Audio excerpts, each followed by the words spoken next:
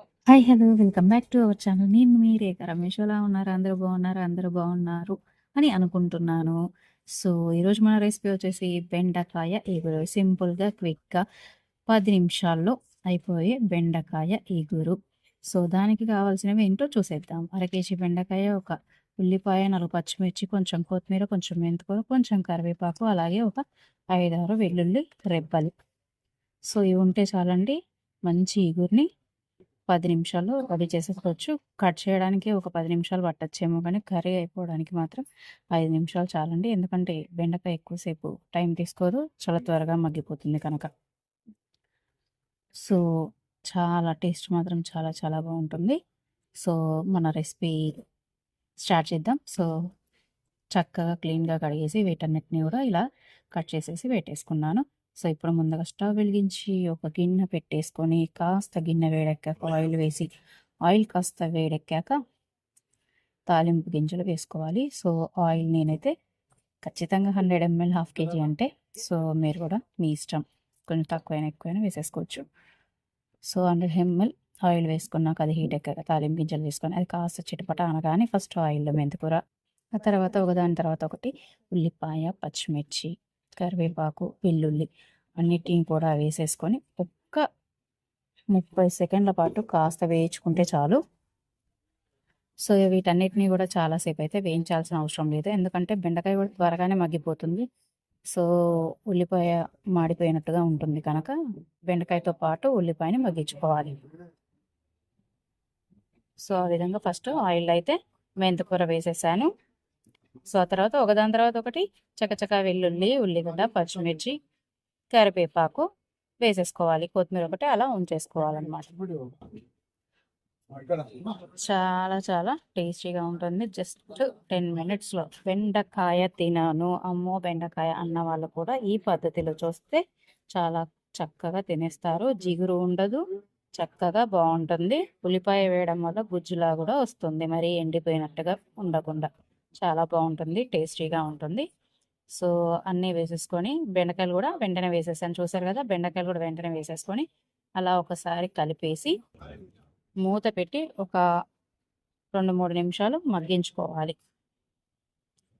ఓ 2, 3 నిమిషాలు మూత పెట్టేసి మీడియం ఫ్లేమ్‌లో మగ్గించుకోవాలి బెండకాయని. త్వరగా అడుగంటుతుంది. సో, మీడియం ఫ్లేమ్‌లో పెట్టి చేసేసుకోండి. అక్కడే ఉంటాము అనుకుంటే మాత్రం హై ఫ్లేమ్. సో, మూత తీసేసి మళ్ళొక్కసారి మన బెండకాయని కలుపుకోవాల. సో, కలుపుకున్నాక కూరకి సరిపడా సగం చెంచాడు పసుపు, అలాగే ఒక చెంచం పావు ఉప్పు వేసుకోవాల. వేసుకొని మూత పెట్టి మరొక 10 నిమిషాలు, మరొక 2 నిమిషాల పాటు, సారీ 10 నిమిషాలు పట్టదు, 2 నిమిషాల పాటు కూరని మగ్గించుకోవాలి. మూత పెట్టేసి మగ్గించుకుంటే మీడియం ఫ్లేమ్‌లో ఆ నీరు చెమ్మ అనేది కూరలో పడి చక్కగా మగ్గుతూ ఉంటుందన్నమాట. చెంచం పావు వేసుకోండి, లేదా చెంచా. సో, తక్కువ తినేవారు కొంచెం తక్కువ కూడా వేసుకోవచ్చు. మేమైతే కొంచెం ఎక్కువ తింటాం కనుక కాస్త ఎక్కువ వేస్తున్నాం. సో, ఇలా ఒకసారి కలిపేసేసుకొని మళ్ళీ మూత పెట్టేసుకొని 2 నిమిషాల పాటు మగ్గించుకోవాలి. మళ్ళీ ఓ 2 నిమిషాలు మగ్గిన తర్వాత మూత తీసి ఒకసారి మంచిగా కలిపేసుకొని బెండకాయ మొత్తం చూసారుగా మీడియంలో పెట్టడం వల్ల అడుగంటదు. సో, ఒకసారి అలా చక్కగా కలిపేసేసుకొని ఇప్పుడు మన కూరకి సరిపడా కారం ఒక స్పూన్ పడుతుంది. ఎందుకంటే ఒక 4 పచ్చిమిర్చిలు వేసాను కనుక ఒక స్పూన్ కారం వేసేసుకుంటే సరిపోతుంది. ఒక స్పూన్ కారం, అలాగే కొంచెం ధనియా పొడి, అలాగే అంటే ఒక అర చెంచాడు ధనియా పొడి, పావు చెంచాడు జీలకర్ర పొడి వేసుకుంటే సరిపోతుంది. ఉప్పు, పసుపు ఆల్రెడీ వేసేసాం కనుక ఇప్పుడు కారం, ధనియా పొడి, జీరా పొడి వేసేసి ఒకసారి అలా కలిపేసేసుకొని మరొక్క 2 నిమిషాలు జస్ట్ కారం మగ్గేదాకా ఓ 2 నిమిషాలు మగ్గబెట్టుకుంటే సరిపోతుంది. సో, అలా కలుపుకోవాలి. అయితే కారం అడుగంటకుండా చక్కగా పొయ్యిని సిమ్‌లో పెట్టుకోవాలి. సో, ఇప్పుడు మళ్ళొక్కసారి లాస్ట్‌గా కొత్తిమీర కూడా వేసేస్తే ఆల్మోస్ట్ కూర అయిపోవడానికి వచ్చినట్లే. సో, కొత్తిమీర కూడా వేసేసి కూర మొత్తాన్ని చక్కగా కలిపేసేసుకుంటే అయిపోతుంది. సో అలా కొత్తిమీర అంతా వేసేసుకొని చక్కగా కలిపేసుకొని మరొక్కసారి మూత పెట్టేసుకొని ఒక 2 నిమిషాలు మగ్గించుకొని స్టవ్ ఆఫ్ చేసుకుంటే మన ఎంతో రుచికరమైన బెండకాయ ఎగురు రెడీ అయిపోయినట్లే.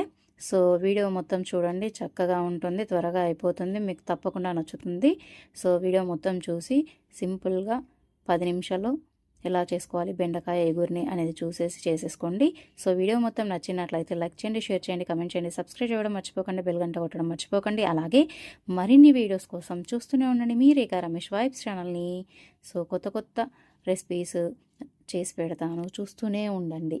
రకరకాల రెసిపీస్ త్వరలో అప్లోడ్ అవుతూనే ఉంటాయి, రోజుకొకటి చూస్తూనే ఉండండి. సో ఫైనల్గా మన కర్రీ అయిపోయినట్లే. సో ఒకసారి మళ్ళీ మూత తీసి దాన్ని అలా అలా మళ్ళొక్కసారి కలిపేసుకొని స్టవ్ ఆఫ్ చేసేసుకుంటే జిగురు లేని కమ్మని బెండకాయ ఎగురు రెడీ అయిపోయినట్లే. చూసారు కదా, చాలా చక్కగా కలర్ఫుల్గా ఎంత బాగుందో. చాలా చాలా బాగుంటుంది, ఎవరికైనా నచ్చుతుంది ఈ బెండకాయ ఎగురు. బెండకాయ తినను అన్న వాళ్ళకు కూడా ఖచ్చితంగా తింటారనమాట ఈ రకంగా చేసి పెడితే. సో ప్లీజ్ సబ్స్క్రైబ్ మీ రేఖా రమేష్ వైబ్స్. బాయ్.